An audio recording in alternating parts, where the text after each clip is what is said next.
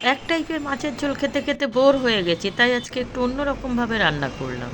একটা বাটিতে 2 পিস পাউরুটি টুকরো করে নিয়েছি, 2 পিস মাছ নুন দিয়ে সিদ্ধ করে কাটা ছাড়িয়ে নিয়েছি, আলু সিদ্ধ, পেঁয়াজ, 1 বাটি ধনে পাতা, 2টো কাঁচা লঙ্কা টুকরো করে কাটা, আদা রসুনের পেস্ট, হলুদ, শুকনো লঙ্কার গুঁড়ো, ধনের গুঁড়ো, জিরের গুঁড়ো, 1 চামচ পাতিলেবুর রস, পরিমাণ মতো নুন, একটা ডিম, 2 চামচ তেল।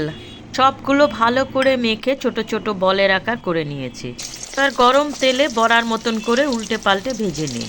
তৈরি হয়ে গেল ফিশ বল। এটা শুধুও খেতে পারেন, আমি একটু গ্রেভি বানাবো। ওই কড়াইতেই তেলটা কমিয়ে নিয়েছি, ফোড়নে দিলাম শুকনো লঙ্কা, গোটা জিরে, দিলাম পেঁয়াজ, টমেটো, সামান্য নুন, নুনটা বুঝে দেবেন, বলেও নুন আছে, হলুদ, 2 চামচ কাশ্মীরি রেড চিলি পাউডার। ভালো করে নাড়াচাড়া করে একটু কষিয়ে নিয়ে ছোট 1 বাটি জল দিয়েছি।